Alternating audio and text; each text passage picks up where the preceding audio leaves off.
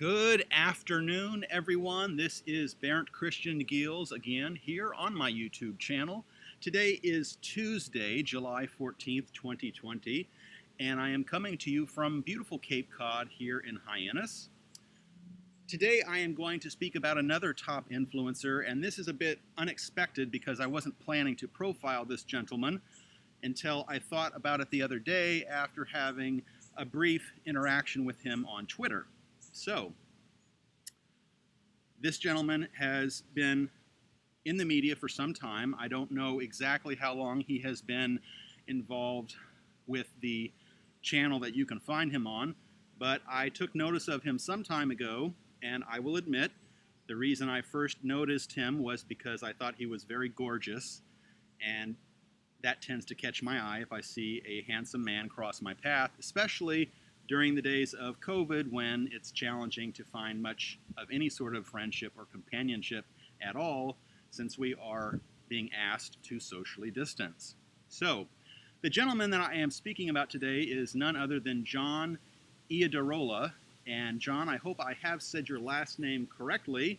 I am very familiar with last names being not spelled or spoken correctly, as I have a Dutch name that is sometimes spelled with 3 E's and I's that aren't even in the last name. So, if I have said your last name incorrectly, please tweet me back and correct me on the pronunciation of your last name. So, I took note of John some time ago because of the work that he does. If you just Google his name, John Iadarola, last name is Iadarola, you will see something called the Damage Report, and he basically is one of these people that I have deep respect for because he is involved in media and is seeking to tell the stories that so often are not necessarily told or are told in a very biased way by other media sources here in our American media ecosystem. So if you go online, check out his YouTube videos, you will see that he covers a lot of great topics, and I think he brings a perspective to the current stories of the day that is very refreshing and very needed during this very strange and anxiety-provoking time here in the United States of America.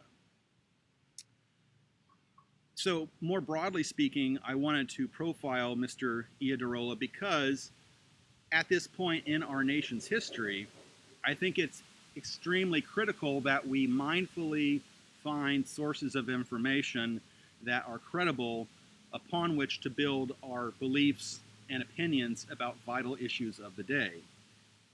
And in this present moment, as many already know, there are many issues in the news these days that are getting a lot of discussion. In fact, it is such a newsworthy time these days that the media could be doing a lot more coverage of many other things that also need attention were it not for the coronavirus pandemic. And the pandemic is rightly a big news story because there are now over 13 million reported cases of coronavirus infection throughout the world, with about 3.4 million of those cases here in the United States of America, but thankfully a very small number here in the state of Massachusetts where I currently live. So I think that Mr. Iadarola is a great example of what it would be nice to have the media be more like, namely people who are passionate about storytelling, who want to get to the truth about the topics of the day, and do their best to tell the stories in a credible, fair, and balanced way. And on that note, what I would like to invite my younger viewers to explore, which some of you have maybe never heard of because perhaps you were not born until after this particular thing happened in American history, but look up the Fairness Doctrine. The Fairness Doctrine was something created in the 1980s that was specifically focused on the media ecosystem in our country and ensuring that media coverage was at least somewhat reasonably fair and balanced. I'm not going to go into a detailed explanation of what the Fairness Doctrine was in this episode, but I invite my viewers to look that up, and in a future episode, I will take some time to speak at greater length about what the fairness doctrine is. Now, for all of my viewers that are coming to me as new viewers now, or are dedicated viewers and are finding this episode months after the fact of when it was recorded, I have this to say. I will share with you now some of the media sources that I look to cover the news of the day, so that you have a sense of what my media sources are. I think that's only fair and reasonable for my viewers to know what sources I look to for credible news reporting. So on a daily basis, these days, I tend to select from about 7 or 8 different media sources. Now, I recently got a subscription to Der Spiegel, which is one of the most respected news sources in Germany and in the European Union more broadly. I got a subscription to this news outlet because I have great respect for the Germans in regards to their media landscape, and also the importance of truth, honesty, fairness, and the sciences in German culture. I have long felt that Germany has a more fair and balanced perspective on political and economic and scientific matters than is often the case here in the United States of America. Now, before you turn off my channel, if you are someone that is on the conservative side of the spectrum and you feel like I must be a Trump-hating liberal who only likes to spend time on the coasts, that does not actually accurately describe me in some. And I will go into more details about my background in future episodes. However, I have already gone into some depth about my background in my first episode, so I welcome you to watch those. So, outside of Der Spiegel, the sources of news that I look for in this country specifically are, I like to read from the Boston Globe because it is the major newspaper of the nearest major city to where I live. I like to read from the Washington Post, the New York Times. I read from The Hill to get a sense of the politics and political stories of the day. I also like to read from Slate and The Atlantic and Huffington Post, and as well other urban newspapers throughout the country when they have great articles. So that in sum makes up the media ecosystem that I swim in each day. And I do my best to get balanced coverage as much as I can, and I do avail myself of some conservative media sources on occasion, but I don't tend to, in all honesty, spend a lot of time surfing through those particular sources because, quite honestly, I think it is fair to say that when it comes to credible reporting, there tends to be, I think, a greater embrace of truth and honesty in the center and left of this political spectrum in our country than on the right. Now, again, please do not misunderstand me. I am not saying, by saying that I don't believe that there can be conservative political opinions that don't have value or merit, or that there are not conservative news commentators who do not report accurately what is in the news. For example, one of the people that I discovered some time ago that was previously on Fox News and is no more on Fox News is Shepard Smith. I found some of the things that he had to say and some of his reporting on Fox News to be very compelling. So I do avail myself of political opinions and news reporting from across the spectrum. However, like I said, I do tend to be a center-left person politically, socially, and in regards to media coverage. So, that being said, I want to again just profile John Iadarola here in this episode and give him a shout out saying thank you to you, John, for all of your hard work and for the stories that you bring to your viewers every day.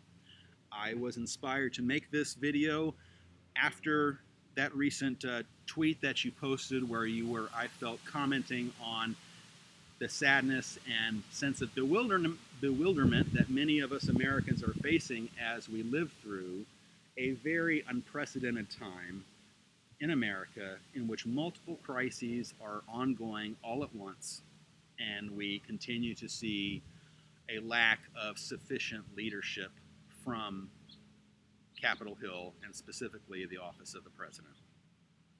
What this pandemic has revealed, among many things, is not just the disparities in wealth and security, income security between people of color and other minority groups and middle America, white America, middle class America.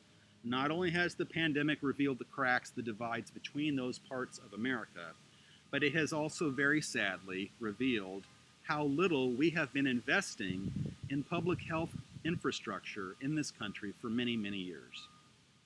We are seeing the devastating impacts right now, every day, as more and more Americans die, of what happens when a society does not apportion enough of its financial resources to ensure that its own citizenry are able to survive, let alone thrive. And the last thing I'll say today in this episode is I'll invite you to read a recent story I saw yesterday.